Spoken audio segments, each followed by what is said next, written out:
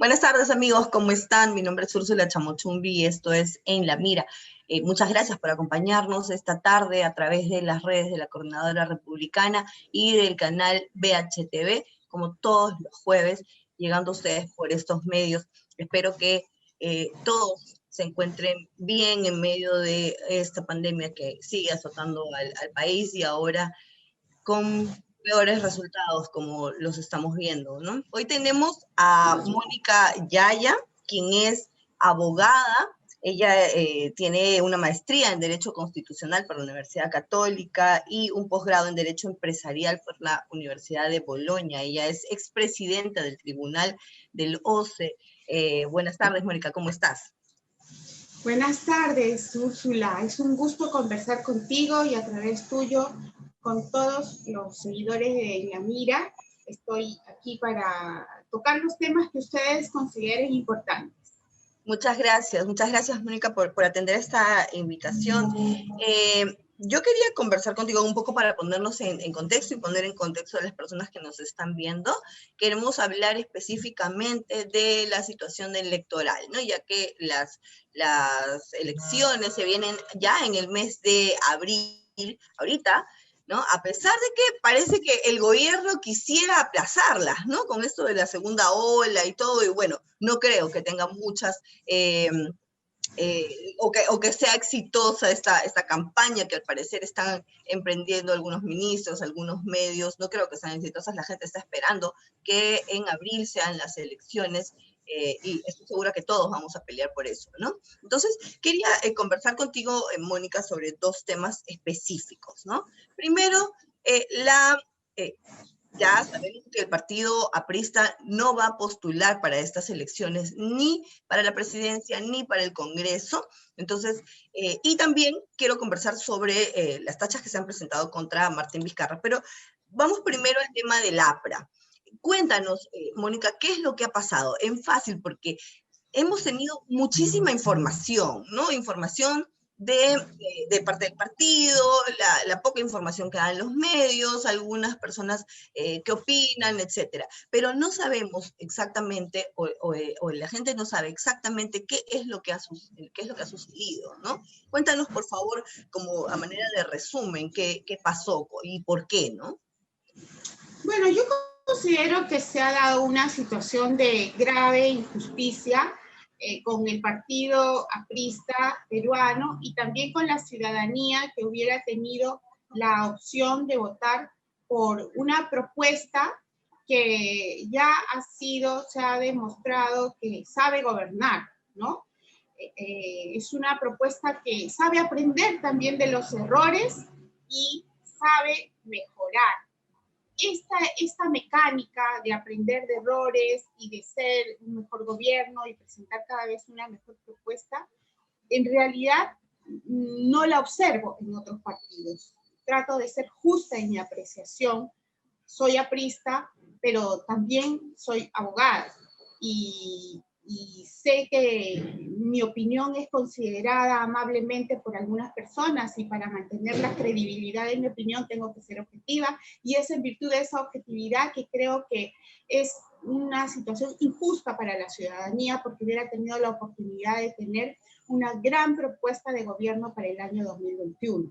Pero esta situación se ha dado evidentemente porque de acuerdo a lo manifestado con nuestro personero legal, presentó los documentos el último día, empezó a ingresar la información el último día, pero no fue fuera del plazo, porque el plazo era hasta ese día. Entonces, cuando el Jurado Nacional de Elecciones, previamente a su resolución, señala, vamos a ver con qué diligencia actuaron los personeros del partido aprista, esa mención, ese criterio ya deja ver un interés por obtener un resultado no acorde con la justicia, porque la justicia es que se tome en cuenta si se presentaron dentro del plazo establecido.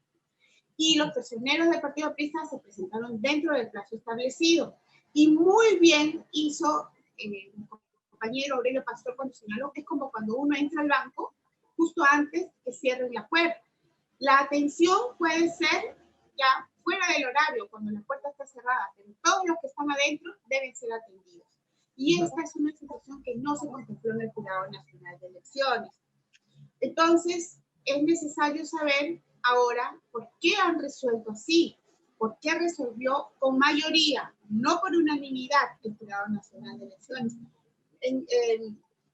Es necesario considerar que quien preside en estos momentos el Jurado Nacional de Elecciones es el señor Jorge Luis Salas Arenas. ¿Cuál es la historia de Jorge Luis Salas Arenas? Tenemos que remitirnos lamentablemente a su entorno familiar. El hermano del señor Jorge Luis Salas Arenas, el señor Héctor Benjamín Salas Arenas, fue beneficiado por una declaratoria de prescripción firmada por Martín Vizcarra cuando era gobernador regional de Moquegua. Y esa prescripción de una sanción administrativa contra el hermano del presidente del Jurado Nacional de Elecciones no era por cualquier falta administrativa, fue por una falta administrativa que linda en el delito y fue por contratar personal sin observar los resultados del concurso público de méritos. Entonces, esta situación que tiene que ver con negociación incompatible puede tratarse también de un delito de colusión que se estaría gestando entre el presidente del Jurado Nacional de Elecciones y el señor Martín Vizcarra para favorecerlo en pago a un favor previo que hizo el señor Martín Vizcarra cuando era gobernador regional con el hermano del presidente del Jurado Nacional de Elecciones. No por nada, el presidente del Jurado Nacional de Elecciones ha votado a favor de los partidos que son aliados en esta coalición de impunidad que sostiene a Martín Vizcarra y ha votado en contra de todo lo que pueda significar una oposición o una competencia a la coalición de impunidad de Martín Vizcarra. Ha votado el señor Jorge Luis Salas Arenas de modo dirimente y nunca a favor de quien pueda hacer oposición a Martín Vizcarra. Entonces, de acuerdo al artículo 181 de la Constitución Política de Perú, el Pleno del Jurado Nacional de Elecciones resuelve analizando los hechos con criterio de conciencia. Sí lo señala el Jurado Nacional, el artículo 181 de la Constitución Política de Perú. Y ese criterio de conciencia con el que tiene que resolver el Jurado Nacional de Elecciones se ve mermado, debilitado, destruido por un favor previo que hizo Martín Vizcarra al hermano de quien hoy tiene que dirimir el presidente del Jurado Nacional de Elecciones, Jorge Luis Salas Arenas. Perfecto. Eso queda clarísimo y es una denuncia que se ha hecho también por redes, sin embargo no ha tenido mucho eco en los medios de comunicación, ¿no? Es más, me parece que ningún medio de comunicación ha recogido esa información y es grave porque no solamente es el APRA, uno de los partidos que está haciendo, que tiene estos problemas ahora, sino que son varias las opciones, deberíamos decir que estaban de repente bien posicionadas en las encuestas, pero que probablemente ahora ya no las tengamos porque también estos candidatos van a ser tachados, ¿no? Entonces, pero el punto principal y una de las cosas que más han rechazado algunas facciones del partido y también que comentan la opinión pública es por qué se espera hasta el final, hasta el último día, digamos, para poder, para presentar la información ante el Jurado Nacional de Elecciones, ¿no? Ahora, el doctor Humberto Abanto ha sido bien enfático en señalar que muchas, en parte se debe a que muchos candidatos no presentaron su información a tiempo, ¿no? Entonces, ¿cuál ha sido el problema ahí? El problema interno, ya no hablando del Jurado Nacional de Elecciones, sino del mismo partido aprista. ¿Qué pasó? Porque se ha presentado al final, el último día, la información. En primer lugar, yo quisiera decir algo. Digamos, esta crítica que se ha hecho al personero personal, al personero del partido, al personero legal, por haber presentado o por haber ingresado la información el último día, es una crítica por incumplimiento de las normas internas del partido. porque el partido aprista no tiene por costumbre presentarse el último día de los plazos establecidos en la ley. Esa es una crítica al incumplimiento de nuestras costumbres y de nuestras normas internas. Y por eso se verá si hay responsabilidades. Pero se cumplió con el plazo legal establecido por el Jurado Nacional de Elecciones. Porque si no, el Jurado Nacional de Elecciones, en lugar de poner como plazo el día, creo que fue 22 o 23 de diciembre a las 12 de la noche, pues hubiera dicho que el verdadero plazo era ese mismo día a mediodía, ¿no? Pero se ha respetado el plazo establecido en el Jurado Nacional de Elecciones. Que se haya presentado el último día incumplió nuestras normas internas, nuestras medidas de seguridad, las nuestras, no las del Jurado Nacional de Elecciones. Eso por un lado. Y por otro lado, es lamentable que las hojas de vida de los candidatos se estén llenando como en la época de los picapiedras, ¿no? Realmente, en primer lugar, nos solicitan información que el mismo Estado posee, ¿correcto? Nos solicitan información que el Estado posee y nunca sancionan, o por lo menos yo lo sé por una razón personal, el Jurado Nacional de Elecciones no sanciona, y discúlpenme que me vaya un momentito por las ramas, no sanciona a quienes omiten deliberadamente brindar información relevante, sino sanciona a quienes no debían presentar una información que por ley no están obligados a presentar. Y te lo digo porque me pasó a mí. En las elecciones de inicios del año 2020, en diciembre del año 2019, el Pleno del Jurado Nacional de Elecciones me excluyó del proceso electoral porque no declaré un auto que según registros, y por un registro de hace muchísimos años, no es un registro de una información oportunista. Según registros, ese auto valía 1.500 soles. Y, digamos, la obligación es declarar lo que vale más de una UIT. En ese entonces, más de 3.200 soles. Por lo tanto, no debía declarar el auto de 1.500 soles. El Jurado Nacional de Elecciones, siempre ciego, sordo y mudo, no entendió, no quiso ver lo que decía Registros Públicos y me excluyó del proceso electoral. Entonces, realmente, nosotros estamos sujetos a la ley de la selva con el Jurado Nacional de Elecciones, ¿no? Y en esta ley de la selva nos remiten formatos con abundante información que el Estado ya tiene, ¿verdad? Y con la cual el Estado no hace nada, porque está visto, por ejemplo, que en las declaraciones juradas de intereses del ministro, del expresidente Vizcarra, se ha ocultado información relevante, y el Estado, el Poder Judicial, ni el Ministerio Público han hecho nada con la falsedad que consta en esa información de las hojas de vida de los candidatos. Solamente hasta ahora ha servido para excluir a quien puede representar una oposición a Martín Vizcarra, a Julio Guzmán, ¿no? a toda esa coalición de impunidad y de corrupción.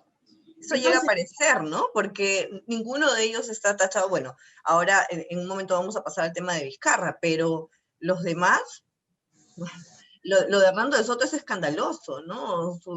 Porque sus títulos no están inscritos a tu dedo, o sea, son cosas... Y además hay una cosa, es público y confesado por el propio Julio Guzmán, que Julio Guzmán no trabaja.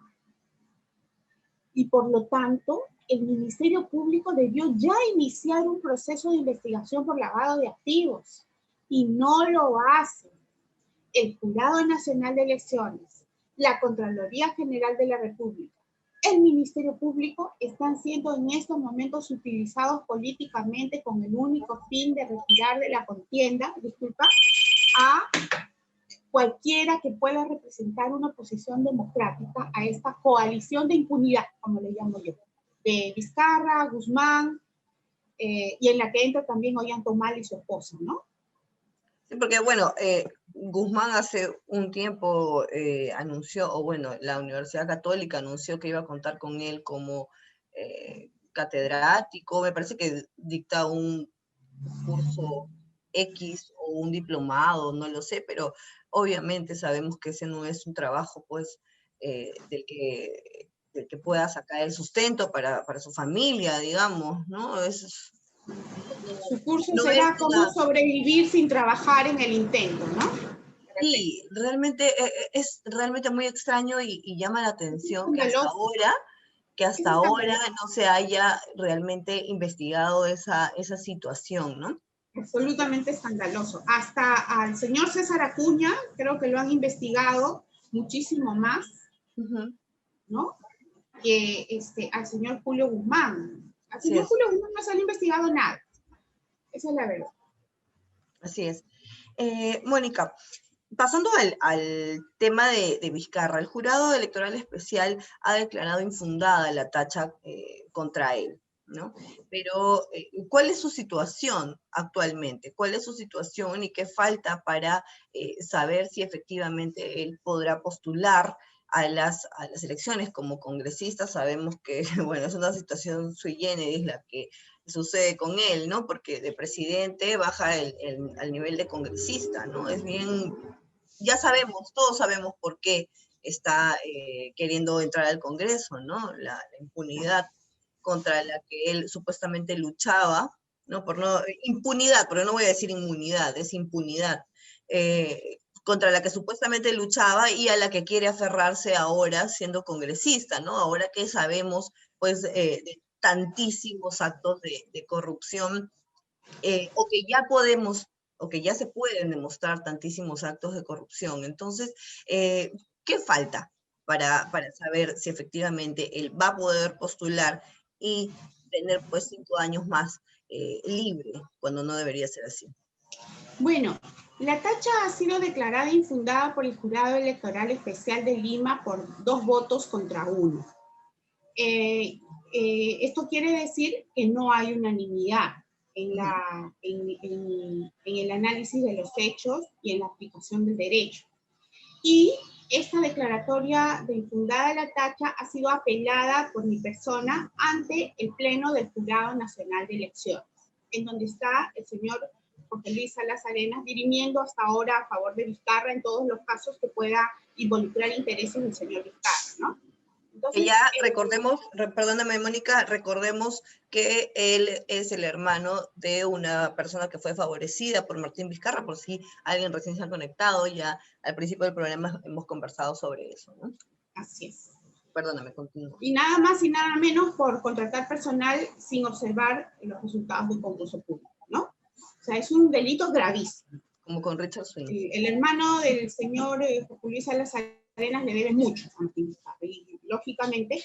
Además, Jorge Luis Salas Arenas, permíteme el paréntesis, en un caso menos que no involucraba a sus familiares, solicitó la abstención por decoro en un caso que fue resuelto por la Corte Suprema, que tenía como denunciado a una persona llamada Paul Vizcarra. Y en ese caso, el señor Jorge Luis Salas Arenas, como vocal de la Corte Suprema, solicitó la abstención por decoro solamente porque dijo que conocía al señor Paul Vizcarra, ¿no? Que lo conocía porque había sido en alguna oportunidad jefe de prácticas en una universidad en donde él había trabajado. ¿Por qué ahora por decoro no solicita la misma abstención si es que Martín Vizcarra favoreció a su hermano con la prescripción de un hecho que puede significar un delito, ¿no? Ahora, esto ha sido apelado, la declaratoria de infundada de la tacha ha sido apelada ante el Jurado Nacional de Elecciones, fundamentalmente por 2 motivos. Primero, porque el Jurado Electoral Especial que ha resuelto en primera instancia se ha vendado los ojos, ¿no?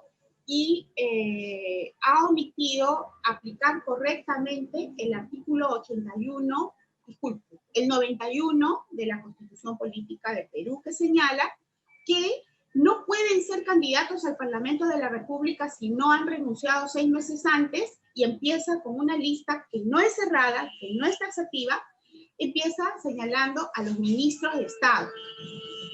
Menciona también a los miembros del Jurado Nacional de Elecciones y termina diciendo y otros que la Constitución señala, ¿no? Es decir, no es una lista taxativa como dice la defensa del señor Vizcarra, no es una lista cerrada.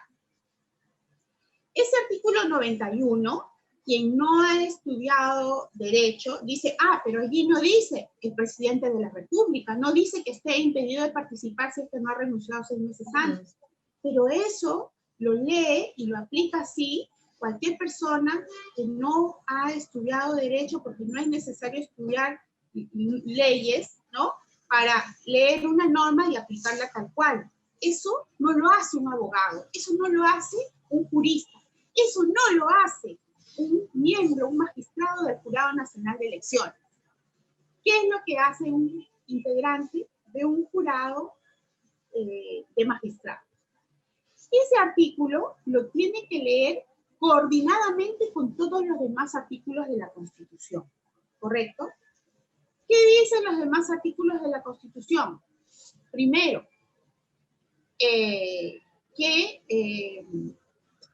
solamente un paréntesis nuevamente para señalar, ¿cuál es el sentido, cuál es el espíritu de este artículo 91 que dice que no pueden postular si no han renunciado 6 meses antes, por ejemplo, a los ministros de Estado? ¿Cuál es el espíritu? ¿Qué hay detrás de eso? Lo que quiere decir es, nadie que posea poder político, antes de los 6 meses anteriores o durante los 6 meses anteriores de las elecciones, y que además administre recursos públicos, puede utilizar eso para aventajarse frente a los demás candidatos. Así es. ¿Correcto? Eso es lo que está detrás. Empieza mencionando a los ministros de Estado porque efectivamente a nadie se le ocurrió que un presidente de la República quiere esconderse en la impunidad de un cargo congresal. Pero para ese tipo de irregularidades, de injusticias, de mañas, existen los demás artículos de la Constitución. Uno de los cuales dice, ante el vacío de la ley, ante la deficiencia de la ley, opera, o mejor dicho, no se puede dejar de administrar justicia, porque detrás de ese artículo hay una invocación a la justicia. Si esta persona tiene un cargo político y maneja recursos públicos, no puede usar eso para ponerse en situación de ventaja frente a otros que pueden ser candidatos que nunca han tenido, por ejemplo, un cargo público. Esa justicia tiene que ser provista por quienes administran justicia electoral. Y por eso que la Constitución dice, ante el vacío de la ley, no se puede dejar de administrar justicia, ¿no? Además, señala, el Jurado Nacional de Elecciones debe resolver, artículo 181 de la Constitución, conforme a su criterio de conciencia y con arreglo a lo que dice la ley, artículo 91, y los principios generales del derecho. ¿Y cuáles son los principios generales del derecho? La justicia. Es justo que Martín Vizcarra utilice los recursos públicos para promocionar su figura dentro de los 6 meses anteriores a las elecciones en perjuicio de los demás candidatos. No lo es. ¿Cuál es el otro principio general del derecho? La igualdad. La igualdad. ¿Está Martín Vizcarra en igualdad de condiciones frente a los demás candidatos? Por lo menos debió estar apartado del poder 6 meses antes. Los vizcarristas, los defensores, los trolls contratados dicen, es que él no sabía que iba a ser vacado, pero ese no es el tema. Voluntaria o involuntariamente, él estuvo en el poder y utilizó los recursos públicos. Solamente entre la fecha límite para renunciar, que era el 10 de octubre, y el 9 de noviembre, que fue la fecha de la vacancia, hay 28 días sin ese interín, ¿correcto?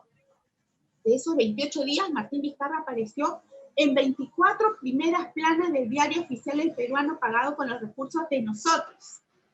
Y eso no es justo ni es igualitario.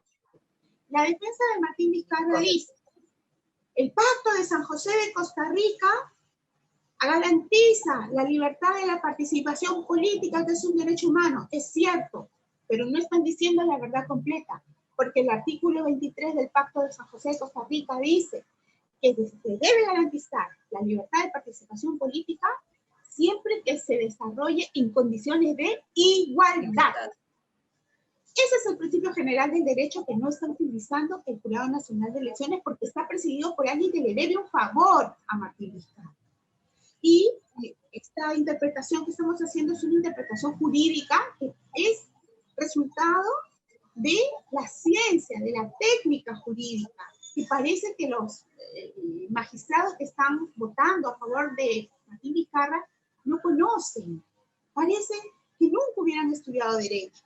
Y además se han puesto una venda sobre los ojos respecto de los hechos.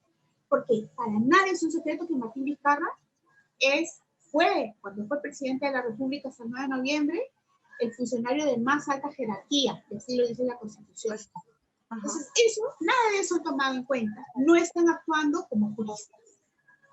Perfecto. Y, Mónica, el jurado electoral especial sí lo ha excluido de las elecciones, perdón, el jurado electoral especial 2, me parece, sí lo ha excluido de las elecciones, ¿no? Por omitir información, ojo, por omitir información sobre sus ingresos, sus bienes que han crecido exponencialmente en los últimos años, etcétera, ¿no? Entonces, ¿qué va a pasar por esto? O con esto, porque uno es el jurado electoral especial 1, que es donde tú has incluido la tacha, y otro es el jurado electoral especial 2. Existe la posibilidad de que alguna de las dos prospere en el Jurado Nacional de Elecciones. ¿Cuál tiene más, cuál tiene más opciones de llegar, digamos, y si podemos esperar efectivamente que el jurado haga su trabajo, ¿no? Porque hay evidencia y no puede ser pues tan rochoso lo que está pasando, ¿no? No está dando, primero que lo que tú has explicado, o sea, lo has desmenuzado de tal manera que no hay forma que no se entienda. Entonces, ahí está, me parece perfecto. Pero ahora, también hablando de los bienes que no ha incluido en su hoja de vida, o sea, eso ya es demasiado, es muy desvergonzado. ¿Existe la posibilidad de que igual le den el pase para que siga postulando?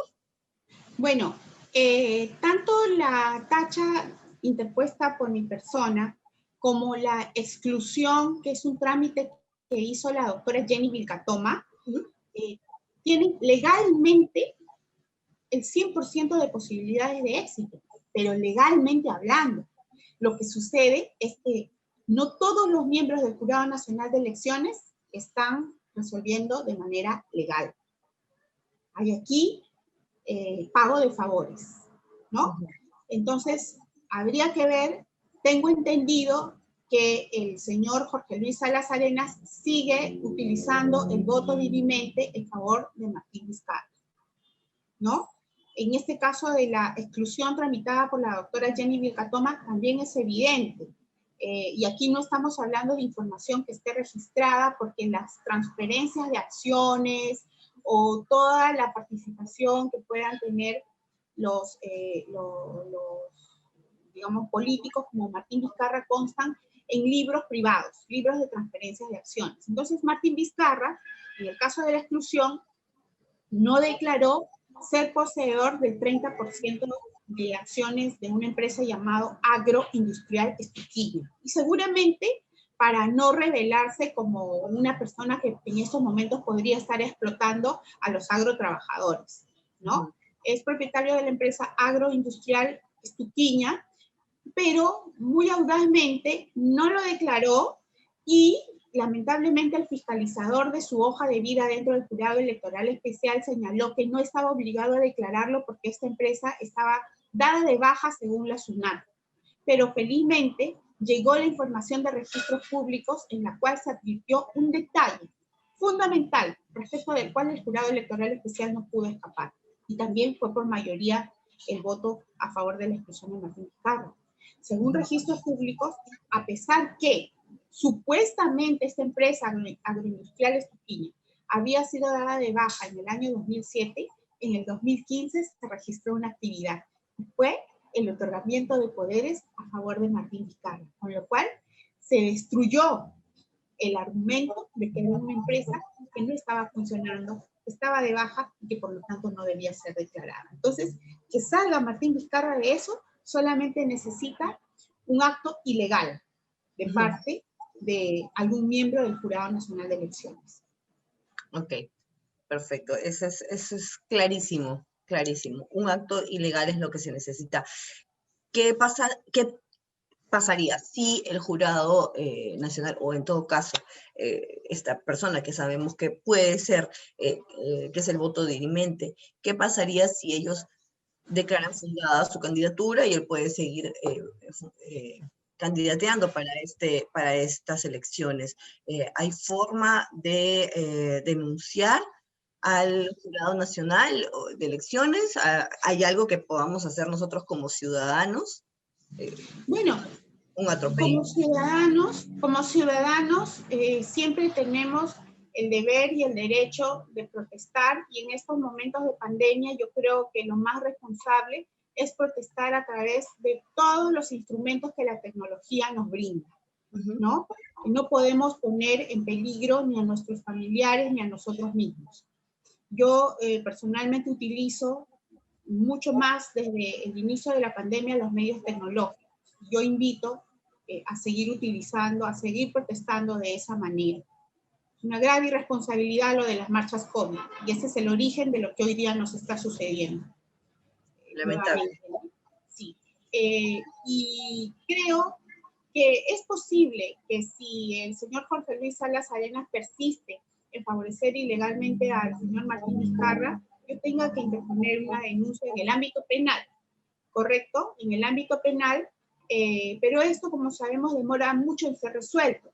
Es posible que el señor Martín Vizcarra, en el corto plazo, se salga con la suya y habrá vencido el mal una batalla, pero en la historia, tanto Martín Vizcarra como el señor Jorge Luis Salas Arenas quedarán como parte de este juego de corrupción. Y yo, como abogada, como madre de familia, como ciudadana, me avergonzaría mucho de cometer un acto ilegal para favorecer a un corrupto. Y yo creo que eso quedará en la conciencia del señor Salas Arenas.